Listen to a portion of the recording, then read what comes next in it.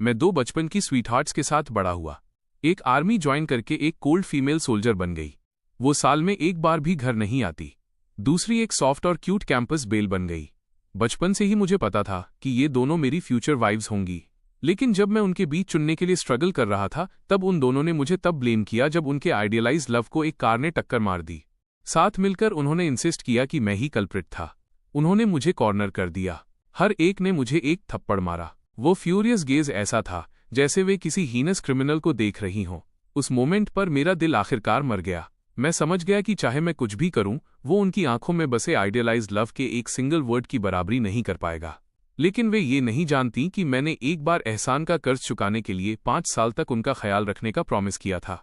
अब टर्म खत्म होने में सिर्फ 5 दिन बचे हैं। ये मेरे गायब होने का समय है। मैं हॉस्पिटल गया और जैसे ही मैंने हॉस्पिटल रूम का दरवाजा खोला, सु युआन रू ने मुझे दीवार से सटाकर थप्पड़ मारा। जैंग शेन, तुम नीच विलेन हो। तुम्हारी हिम्मत कैसे हुई मेरी सिस्टर के घर पर न होने का फायदा उठाने की और जिंग नियन को बाहर निकालने की, जिससे उसे कार से टक्कर लग गई। मैंने अपने गले में मेटेलिक टेस्ट को निगला। बेड के पास बैठी सु कायदाओ की तरफ देखते हुए मैंने कहा, मैंने उसे बाहर नहीं निकाला। वो अपनी मर्जी से गया था। हॉस्पिटल बेड पर लेटे हुए धीरे से इंटरवीन किया। युआन रू, तुम अपने ब्रदर इन लॉ के साथ इतनी हार्श क्यों हो रही हो? सावधान रहो वरना तुम्हारी सिस्टर तुम्हें डांटेगी। सु युआन रू अपनी लॉयल्टी दिखाने के लिए जल्दी से बेड साइड पर वापस आ गई। जिंग नियन, गलतफहमी मत पालो। मेरी सिस्टर जिस इकलौते आदमी से प्यार करती है वो तुम हो। जहां तक जैंग शेन की बात है, वो सिर्फ हमारी माँ द्वारा हमारे पीछे छोड़ा गया एक सर्वेंट है। मेरी सिस्टर और मेरे लिए। क्या ये सही नहीं है सिस्टर? ये कहने के बाद उसने मेरी तरफ एक तिरस्कार भरी नजर डाली। एक इंसेक्ट सिर्फ एक इंसेक्ट होता है। वो एक ट्रू ड्रैगन से कैसे कंपेयर कर सकता है? मैंने मिलिट्री यूनिफॉर्म में सु कायदाओ की पीठ को देखा। उसने एक शब्द भी नहीं कहा, लेकिन उसकी कोल्ड, ब्यूटीफुल प्रोफाइल अभी भी उसका गुस्सा रिवील कर रही थी। मैंने अपने दिल में मौजूद थोड़ी सी उम्मीद के लिए खुद का मजाक उड़ाया। जिस पहले दिन मैं सु फैमिली के घर आया था, उसी दिन से ये क्लियर था कि सु कायदाओ जिससे प्यार करती थी वो सोंगजिंग नियन था। बस इतना था कि सोंगजिंग नियन को बाद में पढ़ने के लिए अब्रॉड भेज दिया गया था और वो बिना किसी निशान के गायब हो गया, जिससे सु कायदाओ हार्ट ब्रोकन और मिजरेबल हो गई। 3 साल तक उसका वेट करती रही। फिर मदर सु मुझे घर ले आई। पिछले 5 सालों से मैंने डिलीजेंटली सु सिस्टर्स की डेली लाइफ का ख्याल रखा। न केवल मैंने सु युआन रू को 18 साल की होने तक पाला, बल्कि मैंने सु कायदाओ को सोंगजिंग नियन के जाने के बाद अंधेरे से बाहर निकलने में भी मदद की। वो लगातार लेफ्टिनेंट की अपनी करंट रैंक तक प्रमोट हुई। सु फैमिली के घर में मेरे चौथे साल में सु कायदाओ ने मेरे लिए अपनी फीलिंग्स कन्फेस की। हमने एक सिंपल वेडिंग सेरेमनी की थी। बस इतना है कि हमने अभी तक अपनी मैरिज रजिस्टर नहीं की है। हर बार जब मैं इसका मेंशन करता, सु कायदाओ इम्पेशेंट होकर कहती कि एप्लीकेशन अप्रूव हो गई है। लेकिन मुझे पता है कि उसने कभी मैरिज एप्लीकेशन सबमिट ही नहीं की। जिस दिन मेरा प्रपोजल एक्सेप्ट हुआ था, सु कायदाओ पूरी तरह ड्रंक हो गई थी। उसने मुझे गले लगाया और मुझे जिंग नियन बुला रही थी। मुझे माफ कर दो, उसने कहा। यहाँ तक कि सु युआन भी अगले कमरे में पूरी रात फूट फूट कर रोई थी। मैंने तुम्हें पहले भी बताया है, जब तक तुम ढंग से बिहेव करोगे, तुम हमेशा लेफ्टिनेंट की फैमिली रहोगे। सु कायदाओ की आवाज ने अचानक मेरी यादों को इंटरप्ट किया। उसकी आंखें डार्क थीं, जैसे कोई तूफान आने वाला हो। लेकिन तुम्हें जिंग नियन के अगेंस्ट क्यों जाना है? अगर जिंग नियन को वाकई कुछ हो जाता है, क्या तुम्हारी लाइफ कंपेंसेट करने के लिए काफी है? सु युआन रू भी बीच में बोली, ये सही है। तुम्हारी क्या औकात है? लाइफ की क्या वैल्यू है? इसे कौन चाहेगा? मैंने उन दोनों बहनों का एक ही आदमी के लिए समंदर जैसा गहरा प्यार देखा। मुझे कुछ भी महसूस नहीं हुआ। सालों पहले सु कायदाओ का अपनी माँ को दफनाने का एहसान चुकाने के लिए मैंने एक 5 साल का कॉन्ट्रैक्ट साइन किया था। उन्हें जिसकी भी जरूरत थी, मैंने उन्हें सेटिस्फाई करने के लिए अपना बेस्ट दिया। अब कॉन्ट्रैक्ट में सिर्फ 5 दिन बचे हैं। सोंगजिंग नियन भी वापस आ गया है। मुझे समझदार होना चाहिए और अपनी मर्जी से छोड़कर जाने की उनकी आखिरी रिक्वेस्ट पूरी करनी चाहिए। मेरा साइलेंट रिएक्शन देखकर सु कायदाओ को एक अजीब सी बेचैनी महसूस हुई। घर जाओ और मास्टर बेडरूम खाली कर दो। डिस्चार्ज होने के बाद जिंग नियन पूरी तरह रिकवर होने तक हमारे घर पर रहेगा। सु युआन रू और भी ज्यादा बॉसी हो गई। तुम्हारी ऑब्जेक्शन करने की हिम्मत नहीं होगी, है ना? ये मत सोचो कि सिर्फ इसलिए कि तुम्हारी वेडिंग सेरेमनी हुई है, तुम सु हाउसहोल्ड के मास्टर बन गए हो। ये मत भूलो कि वो मेरी सिस्टर का घर है। सु कायदाओ को मिलिट्री बैरक्स में डॉर्म्स असाइन किए गए हैं। जहां तक पुराने सु फैमिली हाउस की बात है, इसमें केवल 2 बेडरूम और एक वुडशेड है। अगर वे सोंगजिंग नियन को मास्टर बेडरूम में रहने देते हैं, तो मैं केवल वुडशेड में ही मूव कर सकता हूं। मैंने अपनी आंखें झुका लीं। मेरा दिल पूरी तरह शांत था। ऐसा लग रहा था कि मैं कहाँ रहता हूँ, इससे मुझे कोई फर्क नहीं पड़ता। मेरी कोई ओपिनियन नहीं है। आखिर ये सिर्फ 5 दिनों के लिए है।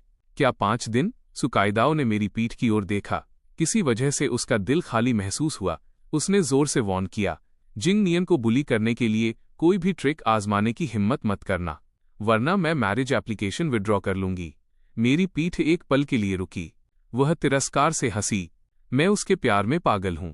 अब जब मेरी मैरिज रजिस्टर करने की विश पूरी होने वाली है तो मैं भला कैसे छोड़कर जा सकता हूं। दूसरे दिन सुबह होने से पहले सु युआनरू पहले से ही मास्टर बेडरूम का दरवाजा पीट रही थी। जैंग शेन, जल्दी करो और खाना बनाओ। जिंग नियन कमजोर है, जल्दी से एक पॉट चिकन पकाओ। जैसे जैसे वो और भी इम्पेशेंट हो रही थी, मैं वुडशेड से बाहर निकला। सु युआनरू एक पल के लिए दंग रह गई, केवल एक कंबल के साथ अंधेरा वुडशेड देखकर। वो अपने होंठ सिकोड़ने से खुद को रोक नहीं सकी। तुम बेड अंदर क्यों नहीं ले गए? क्या तुम पिटिफुल एक्ट करने की कोशिश कर रहे हो ताकि मेरी सिस्टर को तुम्हारे लिए बुरा लगे? मैं तुम्हें वॉर्न कर रही हूं, कोई ट्रिक मत खेलो। चाहे तुम कैसा भी एक्ट करो, तुम जिंग नियन की एक उंगली की भी बराबरी नहीं कर सकते। मैंने उसे एक फ्लैट लुक दिया। तुम सही कह रही हो। सॉन्ग जिंग नियन को ही अपना ब्रदर इन लॉ बनने दो फिर। सु युआनरू स्पीचलेस थी। उसकी आंखें फटी रह गईं। क्या तुम ये शो ऑफ कर रहे हो कि मेरी सिस्टर ने तुमसे शादी की है? वो वापस जाएगी और मेरी सिस्टर को तुम्हारी शेखी बघारने वाली विलन जैसी किस्मत के बारे में बताएगी, इसलिए वो तुम्हें डिवोर्स दे देगी। इससे ज्यादा मुझे कुछ नहीं चाहिए। मैंने वो सेंटेंस बोला और बिना पीछे मुड़े किचन में चला गया। कॉन्ट्रैक्ट में 4 दिन बचे थे। चाहे मुझे कितना भी गुस्सा आए, मुझे फिर भी इसे एंड्योर करना था। दोपहर के करीब सुकाइदाओ सॉन्गजिंग नियन को ड्राइव करके घर ले आई। सॉन्गजिंग नियन को मूव करने में दिक्कत हो रही थी। एक सिस्टर ने सावधानी से उसे कार से बाहर निकलने में मदद की, जबकि दूसरी उसका लगेज ले जाने में व्यस्त थी। मेरे पास से गुजरते हुए सुकाइदाओ ने पूछा, क्या लंच रेडी है? इससे पहले कि मैं अपना मुंह खोलता, सु युआनरू ने जल्दी से कहा, ये रेडी है। ये सब जिंग नियन की फेवरेट डिशेस हैं। यहाँ न्यूट्रिशियस चिकन सूप भी है। सुकाइदाओ के चेहरे पर एक सैटिस्फाइड एक्सप्रेशन दिखा। सॉन्गजिंग नियन भी खुशी से भरा हुआ था और उसका हाथ पकड़े हुए था। वे एक स्वीट कपल की तरह लग रहे थे। डिनर टेबल पर दोनों बहनों ने डिलीजेंटली सॉन्गजिंग नियन को खाना सर्व किया। जिंग नियन, ये प्रॉन बहुत फ्रेश है, वो तुम्हारे लिए इसे छील देगा। जिंग नियन, ठीक नहीं है, थोड़ा और मीट खाओ। मैंने चुपचाप अपना खाना खाया। अचानक मेरी कटोरी में गाजर का एक टुकड़ा रखा गया। सॉन्गजिंग नियन ने मेरी तरफ आभार के साथ देखा। मैं रे जैंग शेन हूं। मेरे लिए खाना बनाने के लिए थैंक यू। आपको कुछ समय के लिए मेरा ख्याल रखने की तकलीफ उठानी होगी। मैंने भौहें सिकोड़ी। तुम्हारा क्या मतलब है? सुकाइदाओ ने हल्के से अपना गला साफ किया। जिंग नियन को मूव करने में दिक्कत है। तुम्हें इस दौरान उसका ख्याल रखना होगा। बस खाना बनाने और उसके बैंडेज और दवा बदलने में मदद करना। यह कोई बड़ी बात नहीं है। मैंने सुकाइदाओ की तरफ देखा। क्या मैं एक सर्वेंट हूं? सु युआनरू ने टेबल पटकी। तुम्हारे कहने का क्या मतलब है? तुम एक पेशेंट का थोड़ा सा ख्याल नहीं रखना चाहते? अगर मेरी माँ तुम्हें तब घर नहीं लाई होती तो तुम्हें यह भी नहीं पता होता कि अब तक तुम कहाँ बेच दिए गए होते। युआनरू, सुकाइदाओ ने ठंडे स्वर में पुकारा। सु युआनरू ने अनमने ढंग से अपना मुंह बंद कर लिया। फिर सुकाइदाओ मेरी तरफ देखने के लिए मुड़ी। मैं तुमसे इस बारे में डिस्कस नहीं कर रही हूं, मैं तुम्हें इन्फॉर्म कर रही हूं, समझ गए? वो मिलिट्री में ऑर्डर देने की आदी थी। मेरी पूछताछ का सामना करते हुए सुकाइदाओ को शुरुआत में बस झुंझलाहट महसूस हुई। ये देखते हुए कि दोनों सु सिस्टर्स उसकी तरफ थीं, सॉन्गजिंग नियन मन ही मन खुश हुए बिना नहीं रह सका। ठीक है, ठीक है, कॉमरेड जैंग शेन के लिए चीजें मुश्किल मत बनाओ, मैं अपना ख्याल खुद रख सकता हूं। सुकाइदाओ ने जल्दी से उसे रीएश्योर किया। ये ठीक है, इसे लोगों का ख्याल रखने का एक्सपीरियंस है, तुम्हें शर्माने की जरूरत नहीं है। जैंग शेन, जाओ जिंग नियन के लिए एक बाउल सूप ले आओ। मैं मुस्कुराया। मैं मुड़ा और किचन में चला गया। मैंने एक बाउल सूप निकाला। चिकन सूप अभी भी स्टोव पर उबल रहा था। जब मैं इसे सॉन्गजिंग नियन के पास लाया तो इसमें से अभी भी भाप निकल रही थी। सॉन्गजिंग नियन ने इसे लेने के लिए हाथ बढ़ाया। अगले ही पल एक कराह के बाद टूटे हुए पोर्सिलेन की आवाज आई। गोल्डन सूप सॉन्गजिंग नियन के हाथ पर छलक गया। दर्द इतना तेज था कि उसकी आंखों के कोने तुरंत लाल हो गए। कॉमरेड जैंग शेन, मैंने क्या गलत किया जो आपने मुझ पर सूप उछाल दिया? सुकाइदाओ और सु युआनरू ने तुरंत सॉन्गजिंग नियन को घेर लिया। दया भाव से उसके हाथ पर लाल निशान को देखने लगीं। सुकाइदाओ, मैं अब तुम्हारे घर नहीं रुक रहा हूं। इस बार ये गरम सूप है। अगली बार क्या मुझे पेस्टिसाइड कीटनाशक पीने के लिए मजबूर किया जाएगा? मुझे डर लग रहा है। सोंग जिंग नियन ने दुख से भौहें सिकोड़ी। सच को पूरी तरह से पलट देने की इस बात ने दोनों बहनों में गुस्से की लहर जगा दी। मैंने इस भयानक नाटक को देखा। मुझे ये सिर्फ हास्यास्पद लगा। मेरा एक्सप्लेन करने का कोई इरादा नहीं था। आखिरकार चाहे मैं कुछ भी कहता, सू सिस्टर्स उस पर यकीन नहीं करती। जिस इंसान को वे अपने दिल में संजोती और सम्मान देती थीं, वो शुरू से अंत तक सिर्फ सोंग जिंग नियन था। सू युआन रू ने मेरा हाथ कसकर पकड़ लिया। उसकी 5 उंगलियां ऐसी महसूस हुईं जैसे वे मेरी हड्डियों में गड़ रही हों। जैंग शेन, तुम हमेशा जिंग नियन को नापसंद करते रहे हो। तुम उसे नुकसान पहुंचाने के लिए हर तरह की ट्रिक्स यूज करते हो। वो तुम्हें पुलिस स्टेशन ले जाएगी। तुम काले दिल वाले इंसान हो। सुकाइदाओ ने मेरी तरफ ठंडी नजरों से देखा। मैंने नहीं सोचा था कि जेलसी की वजह से तुम ऐसी गंदी चीजें करोगे। मैंने सच में तुम्हें गलत समझा। अब घुटनों के बल बैठो और जिंग नियन से तुरंत माफी मांगो, वरना मैं भी तुम्हें प्रोटेक्ट नहीं कर पाऊंगी। ये कहने के बाद सुकाइदाओ ने मुझे जमीन पर खींच लिया, वो चीज जो मैंने की ही नहीं थी। मैं क्यों माफी मांगूं? मैंने अपने पैरों के दर्द को सहा और जिद के साथ अपना सिर उठाकर उसकी आंखों में देखा। सु युआन रू बस पागल हो गई। उसने सीधे मेरे घुटने पर लात मारी। जाओ, जिद्दी बनो। अगर जिंग नियन को कुछ भी हुआ तो मैं पक्का नहीं छोड़ूंगी। मेरे घुटने सीधे टूटे हुए पोर्सिलेन पर जा गिरे। तेज शार्प टुकड़ों ने तुरंत कपड़े को फाड़कर मेरे नी कैप्स, घुटने की हड्डियों में छेद कर दिया। दर्द इतना इंटेंस था कि मेरा चेहरा तुरंत पीला पड़ गया। सुकाइदाओ ने बिना किसी हमदर्दी के मेरे कांपते हुए शरीर को देखा। अभी भी माफी मांगने को तैयार नहीं हो, या तुम गेट के बाहर घुटने टेकना चाहते हो ताकि पूरा मोहल्ला तुम्हारा ये दुष्ट दिल देख सके? मेरे शरीर का दर्द अपनी लिमिट पार कर चुका था। मेरी आंखों के सामने बार बार अंधेरा छा रहा था। मुझे पता था कि अगर आज मैंने अपना सिर नहीं झुकाया तो वे मुझे बिल्कुल नहीं जाने देंगी। मैं पिछले 5 सालों से झुकता और गिड़गिड़ाता आ रहा हूं। अब मैं अपनी मर्जी के खिलाफ और समझौता नहीं करना चाहता। मेरी आंखें लाल हो गईं। मैं कभी माफी नहीं मांगूंगा। सु युआन रू ने मुझे मारने के लिए हाथ उठाया, पर सुकाइदाओ ने उसे रोक दिया। अगर तुम माफी नहीं मांगना चाहते तो जब तुम्हें अपनी गलती का एहसास हो जाए तब तक यहीं घुटने टेके रहो, तभी तुम खड़े हो सकते हो।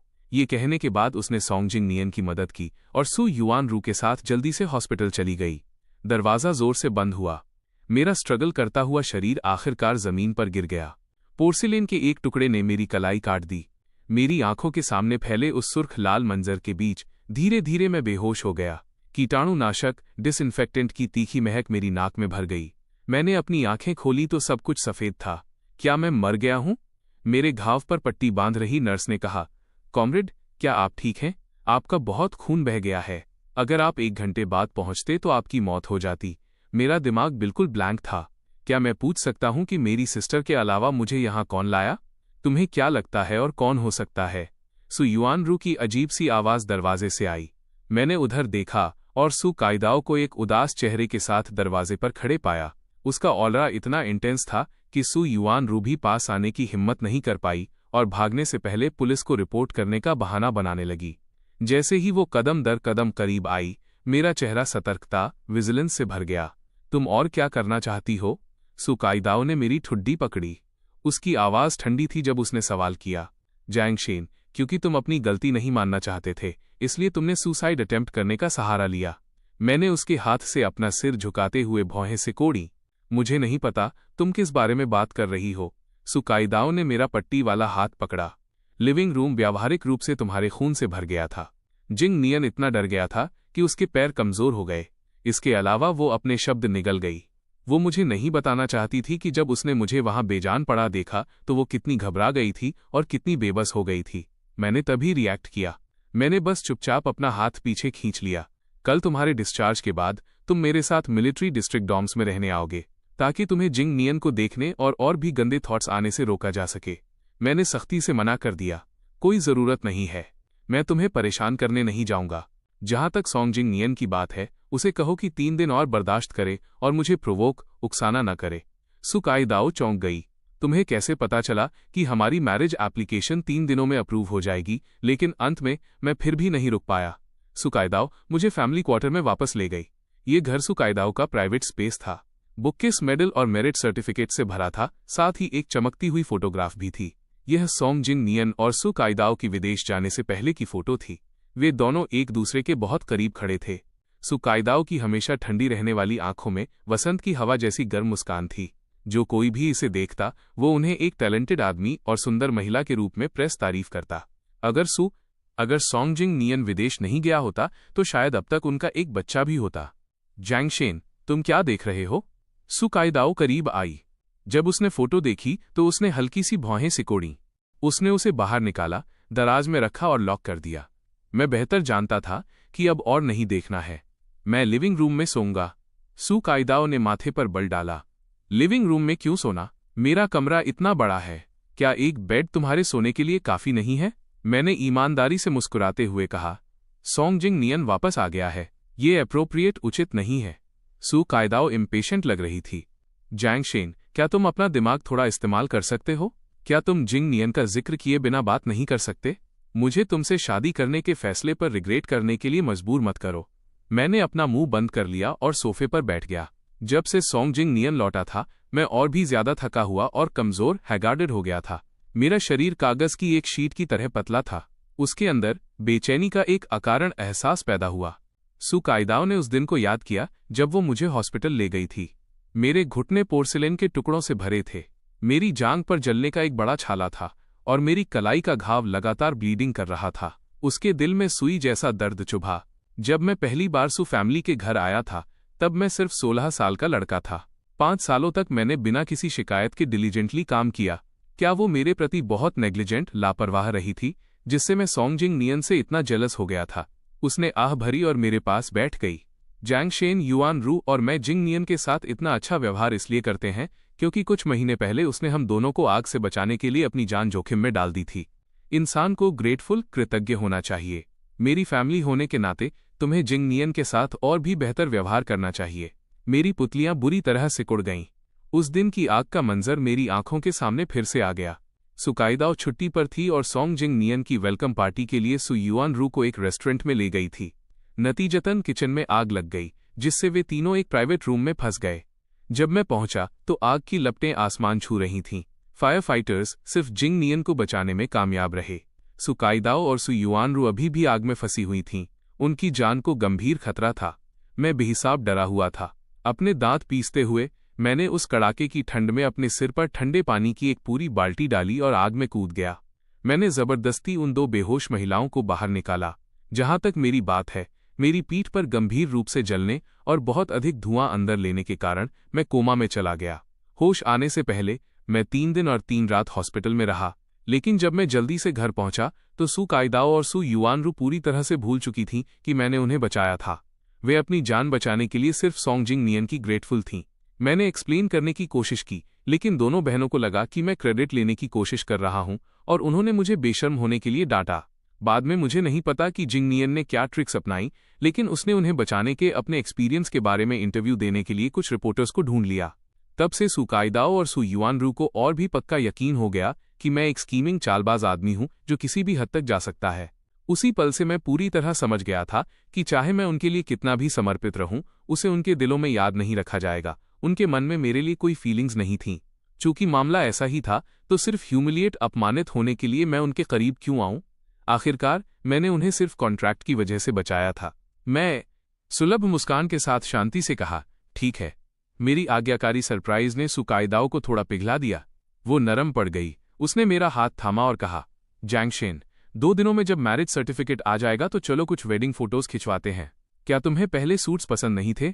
मैं तुम्हें तब कुछ कपड़े चुनने ले जाऊंगी। मैंने उस दुर्लभ आत्मीय जेस्चर की तरफ देखा। मुझे केवल असहजता महसूस हुई। तुम अरेंज कर सकती हो। वैसे भी 2 दिनों में मैं फोटो स्टूडियो में बिल्कुल भी नहीं दिखूंगा। हम दोनों में से किसी ने ध्यान नहीं दिया कि फैमिली क्वार्टर के बाहर सोंगजिंग नियन की परछाई झलक रही थी। उसकी डगमगाती आंखों में भयंकर द्वेष पनप रहा था।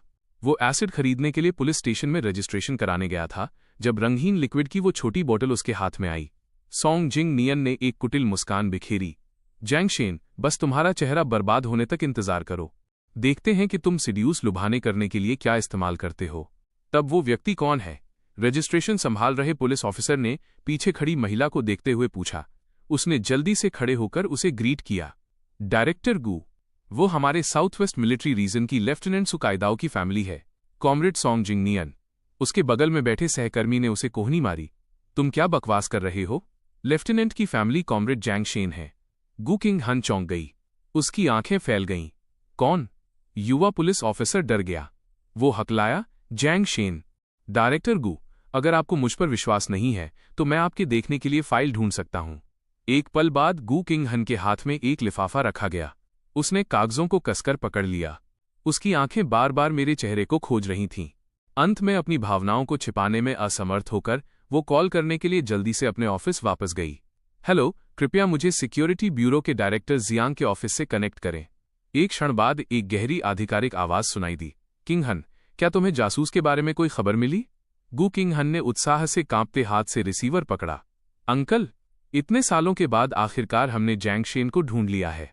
दूसरी तरफ का आदमी हैरान और खुश दोनों था, लेकिन सालों की प्रोफेशनल आदत ने उसे अपनी भावनाओं को दबाने पर मजबूर कर दिया।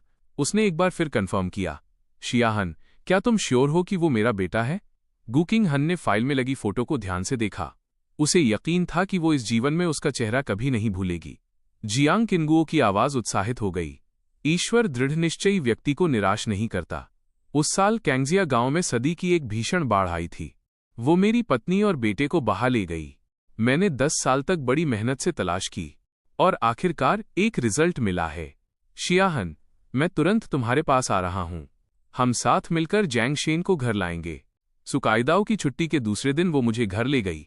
जैसे ही हम अंदर गए, लिविंग रूम अस्त व्यस्त था और हर जगह कचरा था। सुयुआनरू सूरज चढ़ने तक सोती रही।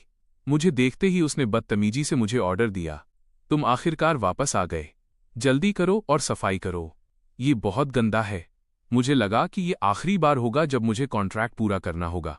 मैं झाड़ू लेने के लिए मुड़ा, लेकिन सुकाइदाओ ने मुझे रोक दिया। तुमने ये गंदगी खुद फैलाई है, इसे खुद साफ करो। सुयुआनरू ने उसे अविश्वास से देखा। ये देखते हुए कि वो मजाक नहीं कर रही थी, वो केवल अनमने ढंग से झाड़ू उठा सकी। ऐसा नहीं है कि मैं ही सिर्फ मैंने ही गंदगी नहीं फैलाई थी। मैंने वो सुना, लेकिन मैंने उस पर कोई ध्यान नहीं दिया। मैंने सुकाइदाओ से कहा कि मैं अपना सामान लेने ऊपर जाना चाहता हूं। उस दिन जब मैंने बेडरूम साफ किया था तो मैं सिर्फ अपनी रोजमर्रा की चीजें ही बाहर ले गया था, लेकिन मेरी सबसे इंपॉर्टेंट चीज अभी भी बेड के नीचे सेफ में छिपी हुई थी। लेकिन जब मैंने उसे अनलॉक किया तो मैंने देखा कि जेड रिंग, जिसे अंदर सेफली स्टोर किया जाना चाहिए था, बिना किसी निशान के गायब हो गई थी। मैं चौंक गया। मैंने पागलों की तरह बेडरूम में सर्च किया, इस डर से कि कहीं मैंने उसे कहीं और तो नहीं छोड़ दिया। कॉमरेड जैंग शेन, क्या आप इसे ढूंढ रहे हैं? दरवाजे से एक आवाज आई। मैंने अपना सिर घुमाया और सोंगजिंग नियन को डोर फ्रेम से टिके हुए देखा। उसने अपना दायां हाथ ऊपर उठाया। उसकी पतली उंगली पर एक चमकती हरी जेड रिंग थी। मेरा दिल अचानक जोर से भींच गया। वो मेरी है। सोंगजिंग नियन ने रिंग को सहलाया। सच में? इस रिंग पर तुम्हारा नाम नहीं है। तुम कैसे प्रूव कर सकते हो कि ये तुम्हारी है? ये मुझे मिली, इसलिए ये मेरी है। मेरी आवाज चिंता से थोड़ी कांपने लगी। सोंगजिंग नियन, तुम्हें जो चाहिए तुम ले सकते हो, लेकिन तुम्हें ये मुझे वापस देनी होगी।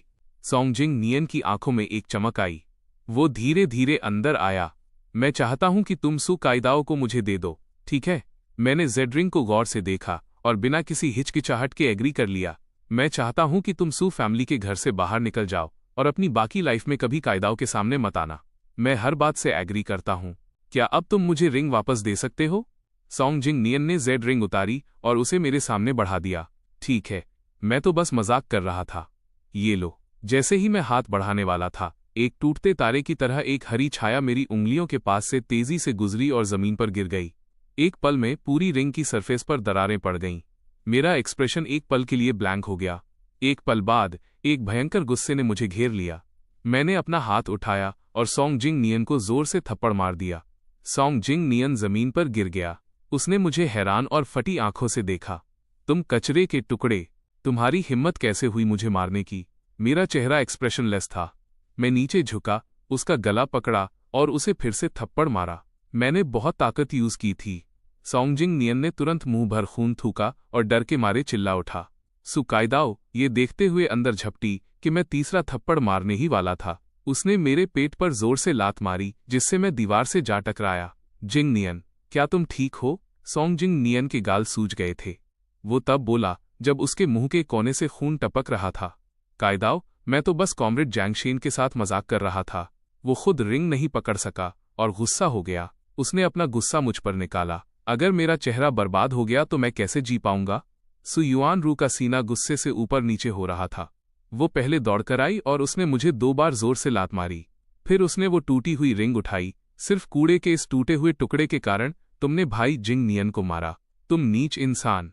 मुझे पता था तुम्हारे किसी लवर ने तुम्हें ये दी होगी, है ना? सु काइदाओ का एक्सप्रेशन बदल गया। उसने रिंग ली और मेरी तरफ बढ़ी। यह तुम्हें किसने दी? मुझे अभी बताओ। उस लात की वजह से मेरा दिल तेज दर्द से धड़क रहा था। अब उसे मुझसे सवाल करते देख मुझे सिर्फ घृणा और मतली महसूस हुई। मैंने अपने मुंह का खून निगला और एक बेपरवाह मुस्कान के लिए खुद को मजबूर किया। तुम उसका नाम जानने के लायक नहीं हो। तुम नीच। तुम्हारी मेरी बहन को धोखा देने की हिम्मत कैसे हुई? मैं तुम्हें मार डालूंगी। जैसे ही सु युआनरू आगे झपटने वाली थी, सु काइदाओ ने उसे एक तरफ धकेल दिया। मेरे शब्द उसके दिमाग में फटने वाले किसी न्यूक्लियर बॉम्ब की तरह थे। उसके चेहरे पर एक अनकंट्रोलेबल गुस्सा और दर्द की एक हल्की सी झलक उभर आई। वो फिर से पूछेगी, ये तुम्हें किसने दी? मैंने अपनी आंखें बंद कर लीं और अपनी माँ के हाथ के उस गर्म एहसास को याद किया जो वे मुझे सहलाते हुए देती थीं। हमारे जैंग शेन को फ्यूचर में एक अच्छी लड़की से शादी करनी चाहिए और हमेशा खुशी खुशी रहना चाहिए। तभी मुझे शांति मिलेगी। मेरी आंख से एक आंसू गाल पर लुढ़क गया। इससे पहले कि मैं अपना मुंह भी खोल पाता, सु काइदाओ ने कड़ाई से कहा, मुझे परवाह नहीं है कि वो कौन है। अब से तुम सिर्फ मेरे आदमी रहोगे। अगले ही पल उसने अपना हाथ उठाया और वो जेड रिंग खिड़की के बाहर फेंक दी। मुझे ऐसा लगा जैसे वो रिंग चकनाचूर होकर धूल में मिल गई हो। मैं बड़ी मुश्किल से उठा और खिड़की की ओर लपका, चिल्लाते हुए, माँ, जब तक कि मेरी आवाज नहीं बैठ गई। सु काइदाओ और सु युआनरू सन्न रह गए। उनके चेहरे तुरंत खराब हो गए। जब मैं सु फैमिली के घर आया था तब मैं अकेला था। उन्होंने कभी परवाह नहीं की कि मेरी फैमिली कौन थी या कहाँ थी, जैसे कि उन्होंने स्वाभाविक रूप से मान लिया था कि मेरी दुनिया में केवल वे दोनों ही थे। सु काइदाओ पछतावे से भर गई। मेरी मानसिक स्थिति, मेंटल कोलैप्स को देखते हुए उसने मुझे छूने के लिए हाथ बढ़ाया, लेकिन मैंने उसे धक्का दे दिया। मुझे मत छुओ जैंग शेन, आई एम सॉरी। मैं बहुत इम्पल्सिव हो गई थी। ये पहली बार था जब सु काइदाओ को मेरी तरफ से ऐसा विरोध, रेजिस्टेंस मिला था। उसका दिल दुख से भर गया।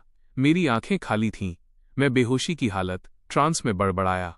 एक दिन और। सु काइदाओ की आंखें चमक उठीं। उसने जल्दी से सिर हिलाया। सही है, सही है। एक दिन और। हम कानूनी रूप से शादीशुदा कपल बनने वाले हैं। मुझे होश आया। अपना सीना थामते हुए मैंने बेदम होकर कहा, सु काइदाओ, मैं तुमसे नफरत करता हूं। मैं तुमसे कभी शादी नहीं करूंगा। सु काइदाओ का चेहरा अचानक बदल गया। जैंग शेन, मैंने अपनी एप्लीकेशन पहले ही सबमिट कर दी है।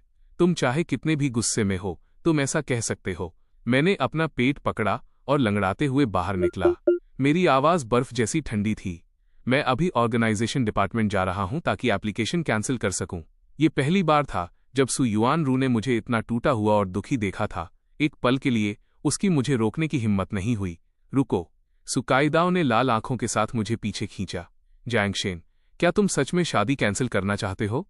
मैंने अपना सिर घुमाया तक नहीं। हाँ। सु काइदाओ की उंगलियां और भी कस गईं, जैसे कि वो अपने दिल की घबराहट, पैनिक को रोकने के लिए मुझे पकड़े रखने की कोशिश कर रही हो। क्यों? भले ही मैंने अभी अनजाने में तुम्हारी मां की रिंग फेंक दी हो।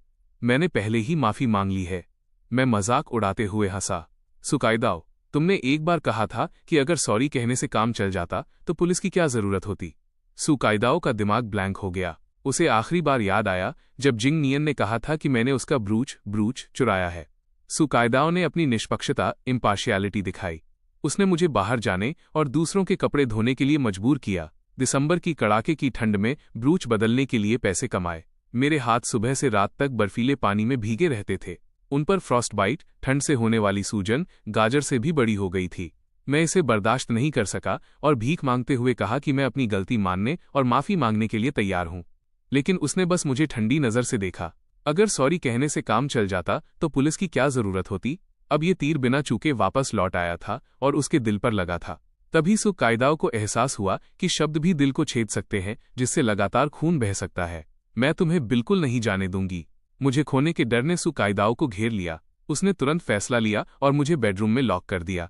मैंने कुछ बार जोर से दरवाजे का कुंडा, नॉब घुमाने की कोशिश की और फिर पूरी ताकत से दरवाजा पीटा। सु काइदाओ, दरवाजा खोलो और मुझे बाहर जाने दो। जैंग शेन, थोड़ा आराम कर लो। कल जब मैरिज सर्टिफिकेट आ जाएगा तब तुम फ्री हो जाओगे। उसके बोलने के बाद दरवाजे पर उसके कदमों की आवाज धीरे धीरे कम हो गई। मैं दरवाजे के सहारे झुक गया और धीरे धीरे नीचे बैठ गया। अगली सुबह भोर डॉन में सु कायदाओ ड्यूटी पर चली गई, सु युआन रू स्कूल चली गई और जिंग नियन को मुझ पर नजर रखने के लिए घर छोड़ दिया। सोंगजिंग नियन ने दोनों बहनों को जाते देखा। उसने सावधानी से कैबिनेट से एसिड की एक बोतल निकाली। वो कुटिलता से मुस्कुराया। जैंगशेन, तुम्हारे अच्छे दिन अब खत्म हो गए हैं। ताला घूमने की आवाज से मेरी नींद खुल गई। कल सु कायदाओ और सु युआन रू ने बिना रुके मुझे लातें मारी थीं। थोड़ी देर सोने और जागने के बाद मुझे ऐसा महसूस हुआ जैसे मेरे इंटरनल ऑर्गन्स, अंदरूनी अंग हिल गए हों, और ये बहुत दर्दनाक था। इसके अलावा मैंने पूरी रात कुछ नहीं खाया था। मैं इतना कमजोर था कि मुझे मुश्किल से साफ दिखाई दे रहा था। कॉमरेड जैंगशेन, सु कायदाओ ने मुझसे तुम्हारा अच्छे से ख्याल रखने को कहा है। सोंगजिंग नियन धीरे से बेड के पास बैठ गया। मेरे पास यहाँ कुछ अच्छी चीज है, इसे पी लो। ये सभी बीमारियों को ठीक कर देता है। क्या तुम इसे ट्राई करना चाहते हो? उसने एसिड की बोतल आगे बढ़ा दी। उसके शब्द लालच, टेम्पटेशन से भरे थे। इसे पी लो और तुम्हारे घाव भर जाएंगे। तुम सु कायदाओ से बच सकोगे। मैंने अपनी धुंधली आंखें खोली और इसे लेने के लिए हाथ बढ़ाया। South west military region. सु कायदाओ नए रिक्रूट्स, रंगरूटों को ट्रेनिंग दे रही थी। अचानक उसके दिल में घबराहट, पैनिक का एहसास हुआ, जिससे उसका बैलेंस लगभग बिगड़ गया। लेफ्टिनेंट, क्या बात है? एक गार्ड तुरंत उसे सहारा देने के लिए आगे आया। सु कायदाओ ने अपना सिर हिलाया। उसने बोलना जारी रखने की कोशिश की, लेकिन दिल की धड़कन, पैल्पिटेशंस की लहरों ने उसके लिए और काम करना नामुमकिन कर दिया। उसने आनन फानन में ट्रेनिंग की ड्यूटी बटालियन कमांडर को सौंपी और खुद गाड़ी चलाकर घर चली गई। उस समय सु युआन रू भी बिना रुके घर की ओर भाग रही थी। दोनों एक इंटरसेक्शन, चौराहे पर मिले। दीदी, आप वापस क्यों आ गई? सु कायदाओ चलना बंद नहीं किया। मुझे चिंता हो रही है। मैं जैंगशेन को चेक करने जा रही हूं। जैसे ही वे यार्ड आंगन में दाखिल होने वाले थे, उन्होंने एक महिला को देखा जिसने प्योर ब्लैक यूनिफॉर्म पहनी थी और दूसरी छोटी गली से आ रही थी। एक्सक्यूज मी, क्या जैंगशेन यहाँ रहता है? सु कायदाओ ने उसे ऊपर से नीचे तक देखा। तुम कौन हो? तुम्हें उससे क्या काम है? गु किंग हन धीरे से मुस्कुराई। आप लेफ्टिनेंट सु होंगी। आपसे मिलकर अच्छा लगा। मेरा नाम गु किंग हन है। मैं कॉमरेड जैंगशेन की। सु कायदाओ ने अपना सिर ऊपर उठाया। उसकी नजर चाकू की तरह तेज थी। कॉमरेड गु, आप ऐसी बातें नहीं कह सकती। जैंगशेन मेरा पति है। हमारी मैरिज एप्लीकेशन आज अप्रूव हो जाएगी। गु किंग हन के चेहरे की मुस्कान उसकी आंखों तक नहीं पहुंची। लेफ्टिनेंट सु, इतनी जल्दी मत बोलिए। ये अभी अप्रूव नहीं हुई है। सु कायदाओ उसके बेरुखी भरे लहजे, डिसमिसिव टोन से नाराज हो गई। तुम्हारा क्या मतलब है? मुझे परवाह नहीं है कि तुम कौन हो। मैं जैंगशेन को तुम्हारे साथ नहीं जाने दूंगी। सु युआन रू का चेहरा भी आक्रोश, इंडिग्नेशन से भरा था। वो कहीं नहीं जा रहा है। इतने सालों से उसने हमारे परिवार के लिए खुद को डेडिकेट, समर्पित किया है। वो जाने के बारे में सोच भी कैसे सकता है? ये सुनकर गु किंग हन का चेहरा ठंडा पड़ गया। तुमने खुद ही कह दिया, तुम्हारा परिवार। क्योंकि तुमने कभी जैंगशेन के परिवार के बारे में नहीं सोचा, तो मेरे उसे ले जाने में क्या बुराई है? सु युआन रू गु किंग हन के करीब आई। उसकी गुस्से वाली नजर ऐसी लग रही थी जैसे वो उसे पूरा निगल जाना चाहती हो। सिर्फ हमारे एक शब्द से वो नहीं जा सकता। वो मेरे और मेरी बहन के प्रति बहुत ओबेडिएंट, आज्ञाकारी है। क्या तुम ऐसा इसलिए कह रही हो क्योंकि उस कॉन्ट्रैक्ट की वजह से जैंगशेन के पास तुम्हारी बात मानने के अलावा कोई ऑप्शन नहीं है? गु किंग हन ने बेरहमी से दोनों बहनों की तरफ एक एग्रीमेंट फेंका। सु कायदाओ और सु युआन रू ने इसे जल्दी से पढ़ा और पूरा कॉन्ट्रैक्ट खत्म किया। जब उन्होंने एंड डेट और मेरे सिग्नेचर देखे तो उनके दिमाग पर जैसे बिजली गिर गई। कॉन्ट्रैक्ट में ये शर्त थी कि इन 5 सालों के लिए सु बहनों को जिस भी चीज की जरूरत होगी, मुझे उन्हें संतुष्ट करने का रास्ता ढूंढना होगा। मुझे उनके डेली रूटीन का बारीकी से ख्याल रखना था। इसके अलावा मुझे उन दोनों की लाइफ और सेफ्टी भी एंश्योर करनी थी। तो पिछले 5 सालों से उनके लिए मेरा बेपनाह प्यार फेक था। सु कायदाओ को ये पिछले कुछ दिन याद आए। मैं बार बार काउंटडाउन का जिक्र कर रहा था। उसका दिल दर्द से तड़प उठा। पता चला कि मैंने उससे कभी प्यार ही नहीं किया था। इसलिए जब टाइम पूरा हुआ तो मैं जाने के लिए और इंतजार नहीं कर सका। अगर उसने कल दरवाज़ा लॉक नहीं किया होता तो आज जब वो काम से घर आती, मैं पहले ही बिना किसी निशान के गायब हो चुका होता। ये सोचकर उसने कॉन्ट्रैक्ट को कसकर पकड़ लिया। वो मेरे पास भागकर एक्सप्लेनेशन मांगना चाहती थी। अचानक दूसरी मंजिल की खिड़की धक्का देकर खोली गई। एक टूटी हुई तितली की तरह एक जाना पहचाना फिगर नीचे गिरा। जैंगशेन, सु कायदाओ और सु युआन रू की आंखें फटी रह गईं। वे बस भागकर आने ही वाले थे, लेकिन गु किंग हन उनसे भी तेज थी। एक पल में उसने मुझे मजबूती से पकड़ लिया था। मैंने अपनी आंखें खोलने की कोशिश की और गु किंग हन का कॉलर कसकर पकड़ लिया। प्लीज मुझे यहां से ले जाओ। गू किंग हन ने एक गहरी सांस ली। ठीक है, मैं तुम्हें यहां से ले जाऊंगी। सु कायदाओ ने उसे रोकने के लिए हाथ उठाया। कॉमरेड गू, आपको क्या लगता है कि आप मेरी फैमिली मेंबर को कहां ले जा रही हैं? गू किंग हन ने उसकी तरफ देखा तक नहीं और तेजी से चलना जारी रखा। सु कायदाओ घबरा गई। आप किस मिलिट्री रीजन से बिलोंग करती हैं? आपकी रैंक मुझसे ऊंची नहीं हो सकती। आपको जैंगशेन को ले जाने का क्या हक है? क्या होगा अगर मैं वो हूं जो अपने बेटे को ले जाना चाहता है? क्या लेफ्टिनेंट सु मुझे भी रोकना चाहती हैं?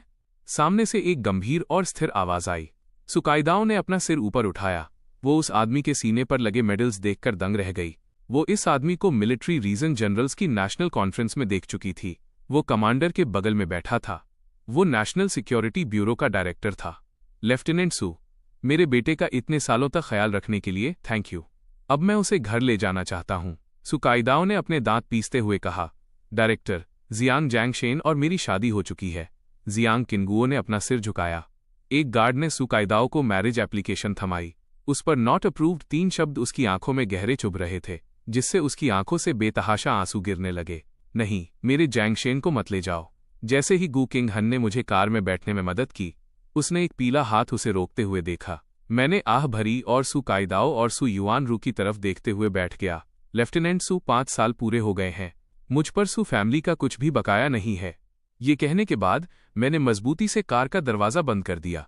यहां से आगे आसमान बड़ा है और समंदर चौड़ा है। मैं इन दोनों को फिर कभी नहीं देखूंगा। लेकिन कौन जानता था कि मेरे जाने के बाद सु बहनें पूरी तरह पागल हो जाएंगी। दीदी, जैंगशेन चला गया। चलो घर चलते हैं। कार जाने के बाद सु कायदाओ पूरे 3 घंटे तक उस चौराहे पर एक बेजान स्टैचू की तरह खड़ी रही। उसके दिमाग में बार बार वो पल आ रहा था जब वो पहली बार मुझसे मिली थी। एक 16 साल का लड़का, लंबा और दुबला, एक हैंडसम और जवान चेहरे के साथ। मैं बहुत डिलीजेंट था। हमेशा भोर होने से पहले उठकर उनका ब्रेकफास्ट तैयार करता था। जब सु कायदाओ मिलिट्री रीजन जाती थी तो मैं टॉर्च लेकर सु युआनरू को स्कूल छोड़ने जाता था। जब वो अपने आर्मी साथियों के साथ शराब पीकर खुद को पूरी तरह गंदा कर लेती थी, तब मुझे जरा भी घृणा नहीं होती थी। उसे बिस्तर पर लिटाते हुए मैंने प्यार से कहा था, सुख, पीना बंद कर दो। उन कोमल शब्दों ने उसके दिल में एक तूफान खड़ा कर दिया था। पहली बार सु कायदाओ को मेरे लिए अपने दिल में हलचल महसूस हुई। उसके बाद उसने मुझे प्रपोज किया और मैंने बिना सोचे समझे हाँ कर दी। मुझे इस बात का भी बुरा नहीं लगा कि उसने कभी मैरिज सर्टिफिकेट नहीं बनवाया। मैं बिना किसी ऑफिशियल स्टेटस के सु फैमिली के घर रहने को तैयार था। उसे लगा कि मैं उसके प्यार में पागल हूं और उसे कभी नहीं छोड़ूंगा। लेकिन अब सु कायदाओ का चेहरा भावशून्य था। उसने मैरिज एप्लीकेशन को इतनी जोर से पकड़ा कि उसकी उंगलियां सफेद पड़ गईं। सु युआनरू से अब और रहा नहीं गया और वो जोर से बोली, दीदी, वैसे भी वो हमारे घर में बस एक फ्री का नौकर, नैनी ही तो था। अगर चला गया तो चला गया। वो हमारे साथ इतना अच्छा बर्ताव इसलिए करता था क्योंकि आप मिलिट्री रीजन में लेफ्टिनेंट हो। अब उसे ऊंची रैंक वाला बाप मिल गया है तो वो पक्का अपने फैमिली कनेक्शन का इस्तेमाल आगे बढ़ने के लिए कर रहा है। मुझे लगता है कि आप भाई जिंग नियन के लिए बेहतर मैच हो। अच्छा हुआ कि वो चला गया। इससे जिंग नियन के लिए रास्ता साफ हो गया। ये पहली बार था जब सु कायदाओ ने सु युआनरू की तरफ इतनी भयानक नजर से देखा। जैंगशेन तुम्हारा इकलौता जीजा है। सु युआनरू चौंक गई और खालीपन से बोली, लेकिन वो तो जा चुका है। सु कायदाओ का चेहरा काला पड़ गया। वह मुड़ी और घर चली गई। सोंगजिंग नियन लिविंग रूम में संतरा खा रहा था और टीवी देख रहा था। दोनों बहनों को देखकर वो मुस्कुराया। कायदाओ युआनरू, तुम आखिर वापस आ गई। सु कायदाओ ने उसे देखा और माथे पर शिकन लाते हुए पूछा, जिंग नियन, मुझे याद है कि आज घर पर सिर्फ तुम और जैंगशेन थे। जैंगशेन दूसरी मंजिल से क्यों कूदा? क्या ऐसा ही कुछ हुआ था? सोंगजिंग नियन की आंखें लाल हो गईं। उसका चेहरा गलत समझे जाने के दुख से भर गया। कायदाओ, आज तुम मुझे गलत कैसे समझ सकती हो? खाना बनाने के बाद मैं कॉमरेड जैंगशेन के पास ले जाने वाला था, लेकिन जैसे ही दरवाजा खुला उसने बाहर भागने की कोशिश की। मुझे डर था कि उसके जाने के बाद तुम दुखी होगी, इसलिए मैंने उसे बहुत देर तक समझाने की कोशिश की। मुझे अंदाजा नहीं था कि वो मेरी लापरवाही का फायदा उठाकर मुझे धक्का देगा और खिड़की से कूद जाएगा। बोलने के बाद सोंगजिंग नियन ने उन्हें अपने माथे का घाव दिखाया। मैं उसे रोक नहीं पाया, बल्कि मुझे कैबिनेट में धक्का दे दिया गया और मैं बेहोश हो गया। मैं अभी जागा हूं। सु कायदाओ की आंखों में शक दूर होते देख उसने उसके करीब जाने की हिम्मत की। कायदाओ, कॉमरेड जैंगशेन पर ठीक से नजर न रखना मेरी गलती थी। मुझे सजा दो। आखिर वो आदमी था जिससे उसने कभी प्यार किया था। सु कायदाओ को अब भी थोड़ी हिचकिचाहट महसूस हो रही थी। जिंग नियन, ये तुम्हारी गलती नहीं है। ये हमारी सु फैमिली और जैंगशेन के बीच का मामला है। बोलने के बाद उसने उसे कॉन्ट्रैक्ट के बारे में बताया और उसे दिलासा दिया कि वो खुद को दोष न दे। ये सुनकर जिंग नियन अंदर ही अंदर बहुत खुश हुआ। उसकी आंखों में एक खुशी की चमक आई और उसने चिंता जताते हुए पूछा, तो वो सिर्फ एक कॉन्ट्रैक्ट था? कायदाओ, तुम्हें इसे बहुत सीरियसली लेने की जरूरत नहीं है। आखिर तुम्हारे और उसके बीच कोई फीलिंग्स नहीं थी। अच्छा ही हुआ कि वो चला गया, ये सबके लिए बेहतर है। उसने उसे बहुत समझाने की कोशिश की, पर उसने गौर नहीं किया कि सू कायदाओ का चेहरा और भी खराब होता जा रहा था। कोई रिस्पॉन्स न मिलने पर सोंग जिंग नियन थोड़ा असहज हो गया और उसने जल्दी से सू युआनरू को मदद के लिए इशारा किया, लेकिन सू युआनरू ने अभी अभी एक लैंडमाइन पर पैर रखा था और अब उसकी जोर से सांस लेने की भी हिम्मत नहीं हो रही थी। किसने कहा कि मेरे मन में उसके लिए कोई फीलिंग्स नहीं है? सोंग जिंग नियन की मुस्कान उसके चेहरे पर ही जम गई। सुकाइदाओ ने अपना सिर झुकाया और उस मैरिज एप्लीकेशन को देखा जहां उसने एक एक अक्षर करके लिखा था, आपसी प्रेम, विशेष अनुमति का अनुरोध है। उसे सिर्फ असहनीय दर्द महसूस हो रहा था। सोंग जिंग नियन की खबर के बिना बीते उन 3 सालों में भी इतना दर्द नहीं हुआ था। उसने अपनी मुट्ठियां भींच लीं। मैं उसे ढूंढ लूंगी। सुकाइदाओ इस जन्म में सिर्फ जैंगशेन से ही शादी करेगी। सोंग जिंग नियन का चेहरा तुरंत पीला पड़ गया। अगली सुबह सू युआनरू आधे होश में जागी। उसने दरवाजा खोला और चिल्लाई, जैंगशेन, ब्रेकफास्ट कहाँ है? मुझे देर हो रही है। तुमने मुझे जगाया क्यों नहीं? बोलने के बाद ही उसे कल की बातें याद आईं। वो मास्टर बेडरूम की तरफ देखे बिना नहीं रह सकी। सू कायदाओ पहले से ही अपनी मिलिट्री यूनिफॉर्म में थी। वह उदास चेहरे के साथ दरवाजे पर खड़ी थी। कायदाओ, युआनरू, ब्रेकफास्ट के लिए नीचे आ जाओ। फर्स्ट फ्लोर से एक कोमल आवाज आई। दोनों बहनों की आंखें चमक उठीं। वे जल्दी से नीचे भागी, लेकिन उन्होंने डाइनिंग टेबल के पास मुस्कुराते हुए सोंग जिंग नियन को खड़ा देखा। उनके चेहरों पर निराशा की एक भारी लहर दौड़ गई। सोंग जिंग नियन ने ये देखा और गुस्से के मारे लगभग अपने दांत पीस लिए। कायदाओ, युआनरू, मैंने अंडे बनाए हैं, जल्दी आओ और ब्रेकफास्ट कर लो। सुकाइदाओ और सू युआनरू ने टेबल पर रखे कांजी दलिया के कटोरे को देखा और साथ ही उस समय के बारे में सोचा जब मैं अभी यहीं था।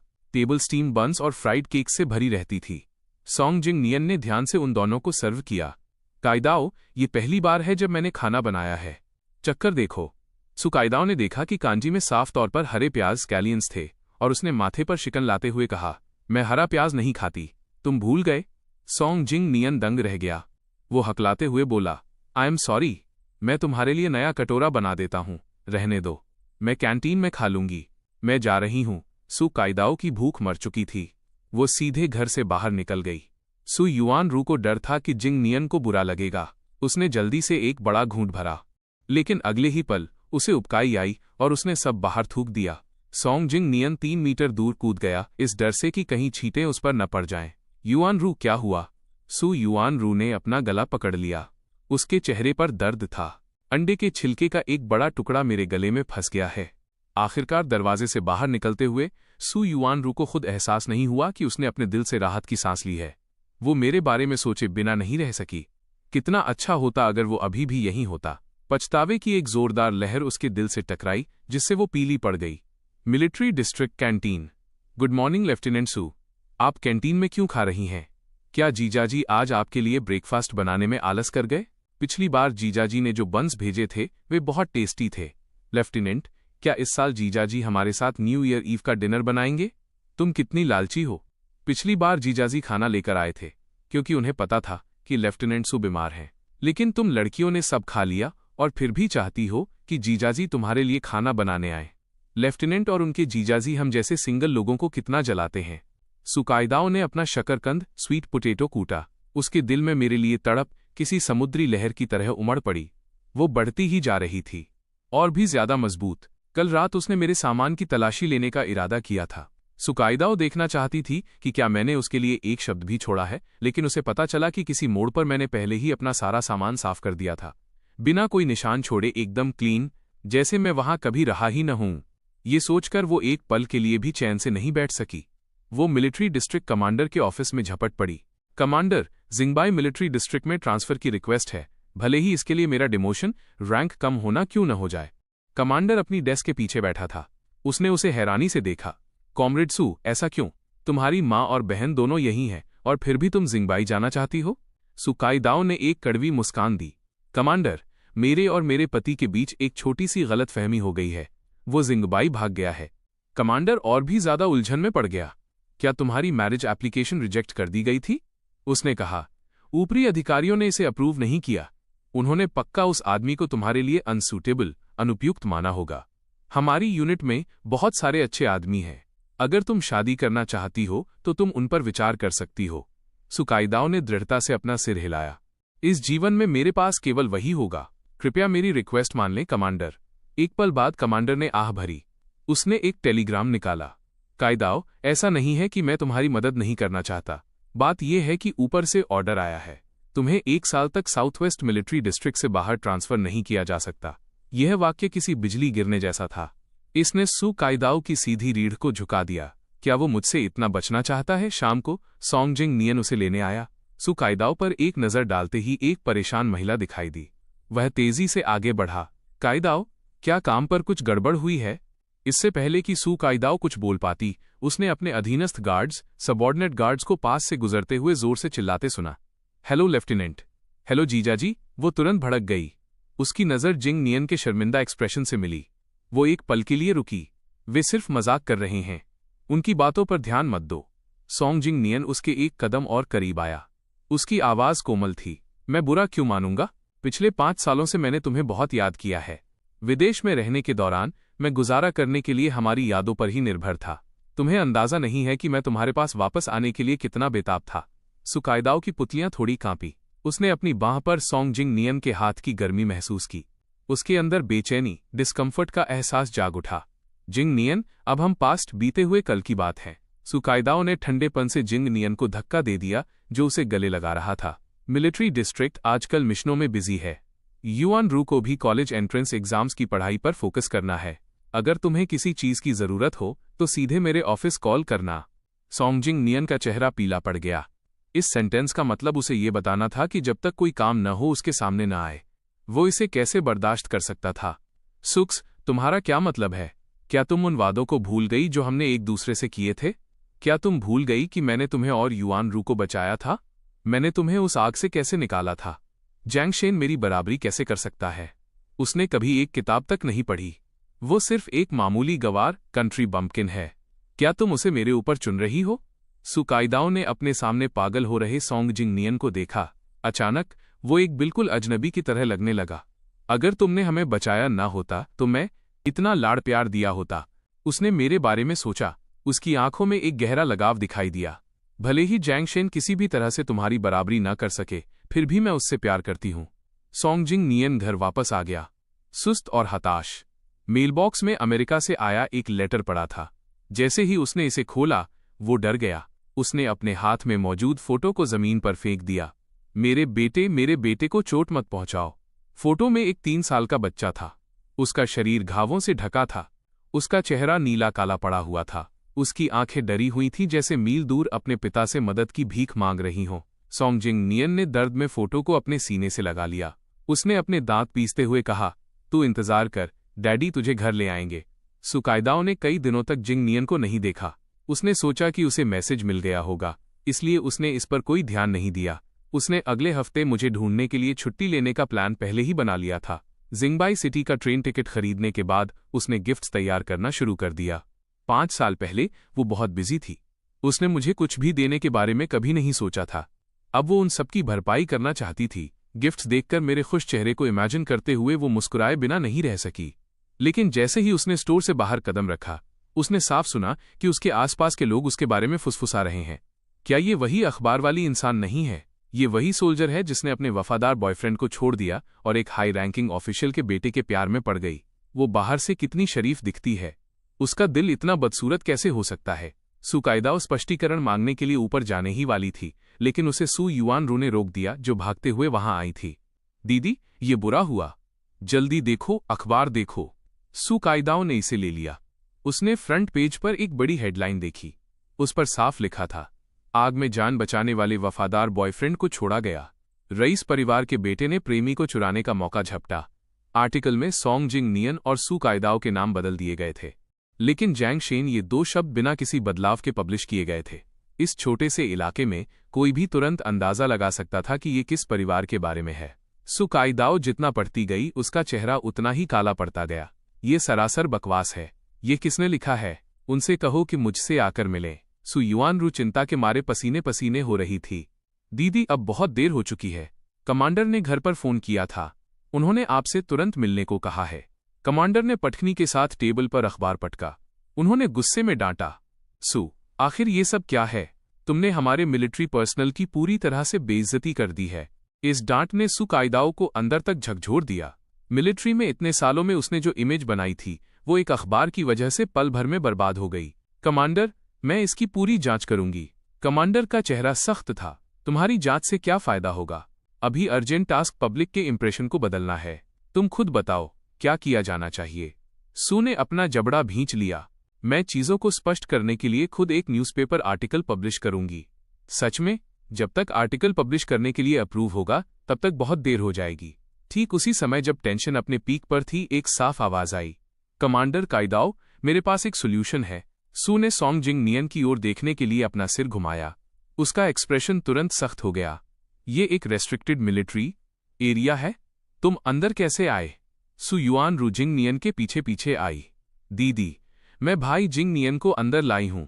सोंग जिंग नियन पूरी तरह चिंता से भरा हुआ दिख रहा था। युआन रू ने मुझे बताया कि क्या हुआ। मैं तुम्हारे लिए बहुत परेशान था। सू कायदाओ ने अपने होंठ भींच लिए। तुमने जिस सॉल्यूशन का जिक्र किया वो क्या है? सोंग जिंग नियन ने एक चिंतित और पीड़ित चेहरा बनाया। जब तक हम शादी करेंगे वो तुमसे शादी कर लेगा। उन्हें सच पता चल जाएगा। सू कायदाओ ने स्वाभाविक रूप से मना कर दिया। नामुमकिन। सोंग जिंग नियन की आंखें लाल थीं। कायदाओ, मैं बस इस मुश्किल से बाहर निकलने में तुम्हारी मदद करना चाहता हूं। बाहर अफवाहें इस वक्त बहुत गंदी हैं। अगर ऑर्गेनाइजेशन को पता चला तो क्या होगा अगर वे तुम पर उलझे हुए रिश्तों, मेसी रिलेशनशिप्स का आरोप लगा दें? सू कायदाओ की आंखों में झिझक दिखाई दी। सोंग जिंग नियन ने मौके का फायदा उठाया। जहां तक जैंग शेन की बात है, जिंगबाई में अब उसे कौन जानता होगा या उसके चेहरे पर बुरा बोलेगा। जरूरी मामला तुम्हारी इमेज का ख्याल रखना है। जिंगबाई, जैंग फैमिली का घर। मैं हाथ में अखबार लिए अपने पिता के स्टडी रूम में गया, लेकिन मैंने देखा कि गू किंग हन भी वहां थी। जैंग शेन, क्या हुआ? मैंने गू किंग हन की तरफ एक नजर डाली और कहा, कुछ नहीं पिताजी। डिपार्टमेंट हेड, प्लीज आप अपना काम जारी रखें। गू किंग हन ने मुझे वापस बुलाया। जैंग शेन, क्या ये न्यूज़पेपर आर्टिकल के बारे में है? मैंने अपनी आंखें झुकाईं और सिर हिलाया। मैंने सोचा था कि सू फैमिली को छोड़ने के बाद सू कायदाओ और सोंग जिंग नियन मुझे अकेला छोड़ देंगे। मैंने कभी उम्मीद नहीं की थी कि वे मुझे बदनाम करने के लिए इतने नीच तरीके अपनाएंगे। मेरे पिता समझ गए और बोले, किंग हन को पहले से ही इस बारे में पता है। उसने पहले ही इसका ख्याल रख लिया है। वो अभी मुझे इसी की रिपोर्ट दे रही थी। क्या तुम सुनना चाहते हो? मैं दंग रह गया। ख्याल रख लिया? गू किंग हन धीरे से मुस्कुराई। उसने मेरे बैठने के लिए कुर्सी खींची। चिंता मत करो, मैंने उस रिपोर्टर को ढूंढ लिया है जिसने आर्टिकल लिखा था। उसने कबूल कर लिया है कि इसके पीछे मास्टरमाइंड कौन था, साथ ही एक पुराने मामले के बारे में भी। मैंने उसे उत्सुकता से देखा, लेकिन मैंने देखा कि उसकी खूबसूरत आंखें सहानुभूति, सिंपैथी से भरी थीं। सालों पहले तुमने दोनों सू बहनों को बचाया था। क्या तुमने नहीं बचाया था? तुम बिना किसी हिचकिचाहट के आग में कूद गए थे, लेकिन जिंग नियन ने उसका क्रेडिट चुरा लिया। मेरी आंखें अविश्वास से फटी रह गईं। ये सब सोंग जिंग नियन की साजिश थी, है ना? गू किंग हन ने सिर हिलाया। उसने सहानुभूति के साथ कहा, तुमने इतने सालों तक दुख झेला है। जब मुझ पर कीचड़ उछाला गया और मेरा अपमान किया गया तब मैं नहीं रोया। जब मुझे पीटा गया और गाली दी गई तब भी मैं नहीं रोया। लेकिन न जाने क्यों गू किंग हन के कोमल शब्दों ने मेरी आंखों के कोनों को लाल कर दिया। पहली बार मैंने इतने दुख ग्रीवेंस के साथ कहा, लेकिन उन सभी ने मुझ पर विश्वास करने से इनकार कर दिया। मेरे पिता और गू किंग हन को बेहद सहानुभूति महसूस हुई। उन्होंने जल्दी से मुझे दिलासा दिया, डरो मत। अब से जैंग शेन, तुम्हारे पास पिता और किंग हन हैं। हम तुम्हें फिर कभी दुखी नहीं होने देंगे। वो सोंग जिंग नियन, मैंने उसे पहले ही अरेस्ट करवा दिया है। पुलिस चीफ को अपने सुपीरियर से ऑर्डर मिला। उसने तुरंत पुलिस भेजने का अरेंजमेंट किया। 2 पुलिस कारें साउथवेस्ट मिलिट्री कॉम्प्लेक्स में घुस गईं। कमांडर के ऑफिस में सोंग जिंग नियन अभी भी सू कायदाओ के जवाब का इंतजार कर रहा था। ठीक उसी समय जब सू कायदाओ हाँ में सिर हिलाने ही वाली थी, दरवाजे पर एक साफ दस्तक सुनाई दी। पुलिस अंदर झपटी। वे सोंग जिंग नियन के पास चले गए। सोंग जिंग नियन, आप पर प्रेस का इस्तेमाल करके बदनामी और अफवाहें फैलाने का शक है। कृपया हमारे साथ पुलिस स्टेशन चलें और इन्वेस्टिगेशन। यह वाक्य बिजली की कड़कड़ाहट की तरह था। इसने सोंग जिंग नियन को झकझोर कर रख दिया, जिससे उसके पैर कमजोर हो गए। वो लगभग जमीन पर गिर ही गया था। उसके हाव भाव पूरी तरह बदल गए, लेकिन फिर भी उसने शांत दिखने का नाटक करने की कोशिश की। मैंने ये नहीं किया। मैं किसी को कैसे बदनाम कर सकता हूं? किसी और ने रिपोर्ट किया होगा। मैंने इसे नहीं लिखा। मेरा इससे क्या लेना देना है? मैं तो खुद विक्टिम हूं। सुकाइदाओ थोड़ी हैरान थी, लेकिन फिर भी उसने अनजाने में सोंग जिंग नियन का बचाव किया। कॉमरेड, क्या यहां कुछ गलतफहमी हो सकती है? सु युआनरू पूरी तरह से सदमे में थी। सही बात है। भाई जिंग नियन ऐसा काम कैसे कर सकते हैं? पुलिस ऑफिसर ने रूखेपन से कहा। लेफ्टिनेंट सु, हम जानते हैं कि आपके और सोंग जिंग नियन के बीच गहरे संबंध हैं, लेकिन कृपया अपनी पर्सनल फीलिंग्स को सरकारी काम के बीच में ना आने दें। सुकाइदाओ ने अपनी नाराजगी जताते हुए माथे पर बल डाला। कॉमरेड, ये कैसा एटीट्यूड है? क्या मुझे एक वाजिब सवाल पूछने की इजाजत नहीं है? लेफ्टिनेंट सु, अगर आपको यकीन नहीं है तो खुद गवाही सुन लीजिए। ये कहने के बाद दो पुलिस ऑफिसर एक पतले और कमजोर आदमी को अंदर लाए। सुकाइदाओ हैरानी से चिल्ला उठी। उसका नाम रिपोर्टर ट्रान हाई था, एक छोटा मोटा रिपोर्टर जिसने कभी ऐसा सीन नहीं देखा था। वो धड़ाम से अपने घुटनों के बल गिर पड़ा। लेफ्टिनेंट सु, मैं सब कुछ कबूल करता हूं। मैं आपसे भीख मांगता हूं, प्लीज मुझे गोली मत मारना। सोंग जिंग नियन ने ही मुझे सारी रिपोर्ट्स लिखने के लिए कहा था। उसने मुझे 5 युआन दिए थे। उसने मुझसे कहा था कि मैं आपको और जैंग शेन को बदनाम करने की पूरी कोशिश करूं ताकि उसे आपसे शादी करने का मौका मिल सके, और वो आग से बचाने वाली कहानी भी उसने मुझसे वो फेक न्यूज लिखने के लिए कहा था। रिपोर्टर का हर शब्द सुकाइदाओ के दिमाग में धमाके की तरह गूंजा, जिससे उसकी आंखों के सामने अंधेरा छा गया। वो आगे झपटी और ट्रानहाई का कॉलर पकड़ लिया। उसका खूबसूरत चेहरा बिगड़ गया था। तुमने क्या कहा? ट्रानहाई डर के मारे पूरी तरह कांप रहा था। उस दिन जिसने सच में आपको और आपकी बहन को बचाया था, वो जैंग शेन था। आपके करीब आने के लिए सोंग जिंग नियन ने उसका क्रेडिट चुराने की साजिश रची थी। सोंग जिंग नियन जोर से चिल्लाया। ऐसा नहीं है काइदाओ, ये नीच आदमी मुझे फंसा रहा है। तुम इसकी बात नहीं सुन सकती। सुकाइदाओ की कनपटियों में तेज दर्द हुआ। वह सुध बुध खोकर जैसे उस दिन के मंजर को याद करने लगी। भयंकर आग में एक दुबला पतला फिगर बिना किसी हिचकिचाहट के उसकी तरफ दौड़ रहा था। उसने आखिरकार उसका चेहरा साफ देखा। वो जैंग शेन था। हिम्मत रखना, मैं तुम्हें मरने नहीं दूंगा। भारी गर्मी और घने धुएं के बीच मैंने उसे और सु युआनरू को रेस्टोरेंट से बाहर निकालने के लिए संघर्ष किया। आग ने मेरी स्किन को छील दिया था और मेरे सिर को जला दिया था। जब तक हम सुरक्षित नहीं हो गए, मैंने एक आवाज तक नहीं निकाली। आखिरकार मैं उसके पास गिर पड़ा। सुकाइदाओ की आंखें लाल थीं जैसे आग से जल गई हों। वो आगे बढ़ी और सोंग जिंग नियन को जोर से थप्पड़ मारा।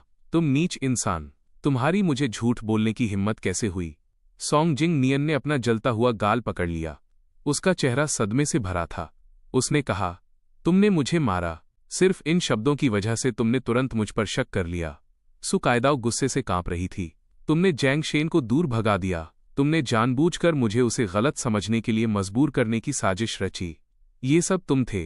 सोंग जिंग नियन की आंखें भी लाल हो गईं। सुक्स, भले ही मैंने उसे फंसाया, पर क्या तुम भूल गई कि जैंग शेन को चोट पहुंचाने वाले शब्द और काम तुम्हारे अपने थे?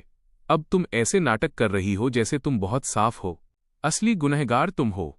सुकाइदाओ का शरीर सुन्न पड़ गया। ये सच था। वे ही थे जिन्होंने मुझ पर भरोसा नहीं किया था। उनकी कद्र न करने की वजह से ही मैं चला गया। निर्णायक रूप से इस पल पछतावे की लहर उमड़ पड़ी जिसने उसके पूरे दिल को दर्द से तड़पा दिया। सुकाइदाओ ने कमांडर से विनती करने के लिए अपना सिर घुमाया। कमांडर, 1 हफ्ते की छुट्टी की रिक्वेस्ट है। मैं जिंगबाई सिटी जाना चाहती हूँ। उसे अभी मेरे पास जाना था और अपने मुंह से सॉरी कहना था, और वो आई लव यू भी जो सालों से बकाया था। हेलो डिपार्टमेंट हेड, मैं किम यूनिवर्सिटी की लाइब्रेरी से बाहर आया और गू किंग हन से टकरा गया जो मेरी तरफ ही आ रही थी। गू किंग हन ने थोड़ा बेबस होकर कहा, जैंग शेन, बस मुझे मेरे नाम से बुलाओ। मैंने अपने बचपन की इस सबसे करीबी दोस्त को देखा। मेरी यादों में वो मुझे बिल्लियों और कुत्तों का पीछा करने और पक्षियों के घोंसलों पर छापा मारने के लिए ले जाती थी।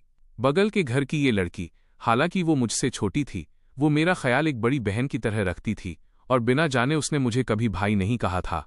वो बड़ी होकर लंबी और खूबसूरत हो गई थी, जबकि मैं 5 साल बर्बाद करने के बाद अब उससे और भी दूर हो गया था।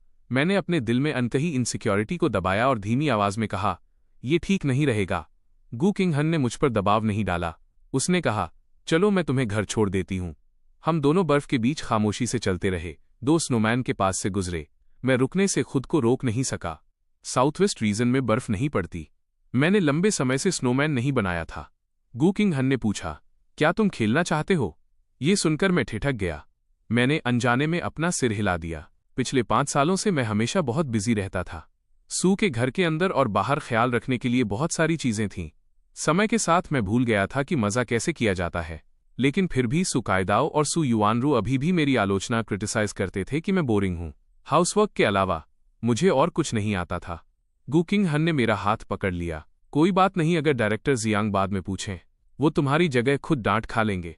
उसकी हथेली की गर्माहट ने मुझे झकझोर दिया। मेरे दिल का कोना गर्म होने लगा। हम दोनों 7 या 8 साल के बच्चों की तरह आंखों के रूप में इस्तेमाल करने के लिए अपने कोट के बटन खींच लिए। हमने उस फनी स्नोमैन को देखा और खिलखिलाकर मुस्कुराए। जब हम घर पहुंचे तो पिताजी खाना खा चुके थे। हमें इस बिखरी हुई हालत में देखकर उन्होंने पूछा, क्या तुम दोनों को लूट लिया गया है? गू किंग हन और मैंने एक दूसरे की ओर देखा।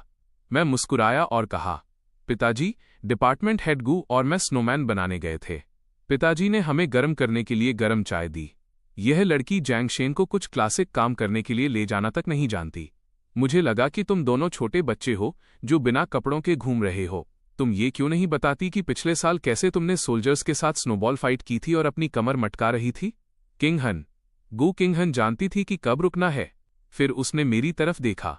क्या तुम कल मेरे साथ मूवी देखने चलोगे? मेरी आंखें चमक उठीं और मैंने धीरे से सिर हिलाया। गू किंग हन जाने से पहले मेरे घर पर डिनर के लिए रुकी। उसे दरवाजे तक छोड़ते हुए मैंने कहा, गुड बाय किंग हन, कल मिलते हैं। गू किंग हन ने धीरे से अपनी भौहें ऊपर उठाईं। उसने मेरी तरफ हाथ हिलाया। Good night Zhangshen. हमारी इस छोटी सी बातचीत को मेरे पिता ने तुरंत पकड़ लिया। उन्होंने मेरे दरवाज़ा बंद करने का इंतजार किया, फिर जल्दी से पूछा, जैंगशेन, तुम किंग हन के बारे में क्या सोचते हो? मैं थोड़ा शर्मिंदा था। वो बहुत अच्छी है। पिताजी ने इमोशनल होकर मेरे कंधे को थपथपाया। इतने सालों तक उसने तुम्हें ढूंढना कभी नहीं छोड़ा। हर बार जब उसकी यूनिट का कोई साथी पूछता तो वो कहती कि उसकी लाइफ में पहले से ही कोई है।